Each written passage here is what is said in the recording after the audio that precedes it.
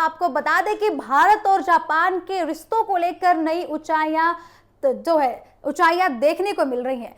इसको लेकर एक बड़ा कूटनीतिक क्षण भी देखने को मिला जब जापान की प्रधानमंत्री सनाए ताकाइची 3 दिवसीय आधिकारिक दौरे पर नई दिल्ली पहुंची।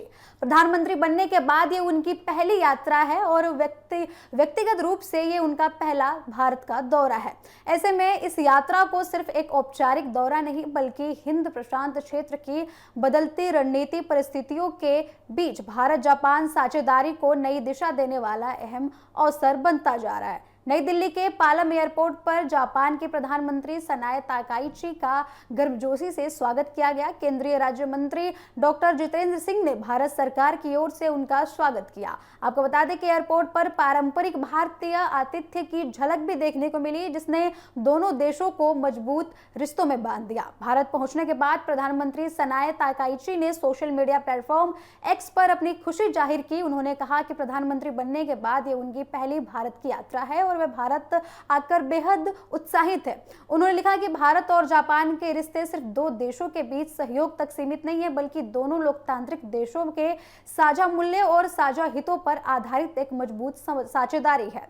ताकाइची ने स्पष्ट किया कि इस यात्रा के दौरान उनकी प्रधानमंत्री मोदी के साथ कई महत्वपूर्ण मुद्दों पर विस्तृत चर्चा होगी, खासतौर पर आर्थिक सुरक्षा, ऊर्जा सुरक्षा, सप्लाई चेन की मजबूती, इन नई तकनीक, सेमीकंडक्टर, दुर्लभ खनिज यानी कि रेयर अर्थ, स्वास्थ्य, ऊर्जा और निवेश जैसे विषय पर बातचीत संभव बताई जा रही है। उन्होंने कहा कि मौजूदा वैश्विक परिस्थितियों में आर्थिक और रणनीतिक सुरक्षा पहले से कई अधिक महत्वपूर्ण हो गई है। ऐसे समय में भारत और जापान को अपने सहयोग को और भी ज्यादा मजबूत करना होगा। इस यात्रा का सबसे बड़ा आकर्षण होगा प्रधानमंत्री नरेंद्र मोदी और जापान के प्रधानमंत्री सनाए ताकाइची के बीच होने वाला 15वां भारत जापान वार्षिक शिखर सम्मेलन। इस सम्मेलन में दोनों देशों के बीच कई महत्वपूर्ण समझौते और नई साझेदारियों पर चर्चा होने की संभावना है। वही सूत्रों के मुताबिक सेमीकंडक्टर निर्माण, hi tech manufacturing, rare earth minerals, ऊर्जा सुरक्षा, हरित ऊर्जा, digital technology, artificial intelligence, cyber सुरक्षा और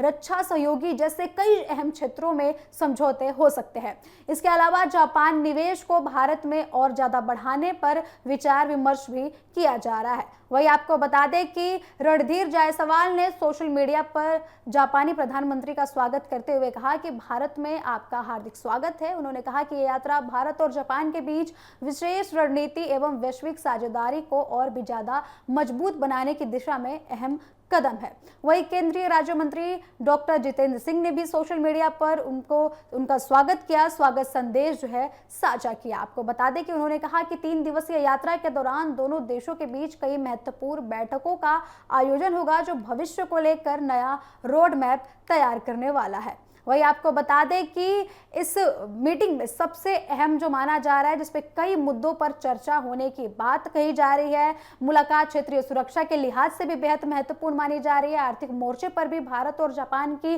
साझेदारी लगातार मजबूत होती रही है। जापान के सबसे बड़े निवेशकों में जो है जापान भारत के सबसे बड़े निवेशकों में शामिल है। दिल्ली, मुंबई हो या फिर कई अहमदाबाद की, गुजरात की इंडस्ट्री हो, सारा जो है निवेश जो है जापान में करते हैं। जापान की कंपनियां भी इन कंपनियों में अपना निवेश करती है। इस लहजे से इस मीटिंग को और भी ज्यादा अहम माना जा रहा है। रक्षा क्षेत्र में भी भारत और जापान लगातार करीब आए हैं। दोनों देशों के बीच संयुक्त सैन्य अभ्यास, समुद्री सुरक्षा सहयोग और रक्षा तकनीक के क्षेत्रों में साझेदारी लगातार बढ़ रही है। हिंद महासागर और प्रशांत महासागर क्षेत्र में शांति और स्थिरता बनाए रखने के लिए दोनों देशों की भूमिका अहम मानी जा रही है। जापान की प्रधानमंत्री सनाए ताकाइची का यह भारत दौरा न सिर्फ एक राजनीतिक यात्रा है बल्कि भारत जापान संबंधों के लिए भी नए अध्याय का शुरुआत माना जा रहा है। आर्थिक सहयोग से लेकर ऊर्जा सुरक्षा, सेमीकंडक्टर, रक्षा तकनीक और इंडो पैसिफिक रणनीति, कई बड़े मुद्दों पर दोनों देशों के बीच महत्वपूर्ण फैसले होने की उम्मीदें हैं। अब पूरे देश और दुनिया की नजर प्रधानमंत्री नरेंद्र मोदी और जापान के प्रधानमंत्री सनाए ताकाइची की शिखर वार्ता पर टिकी हुई है। आपको बता दें कि इस मीटिंग के बाद दोनों देशों के बीच कई कूटनीतिक और कई अहम मुद्दों पर चर्चा होने की संभावना है।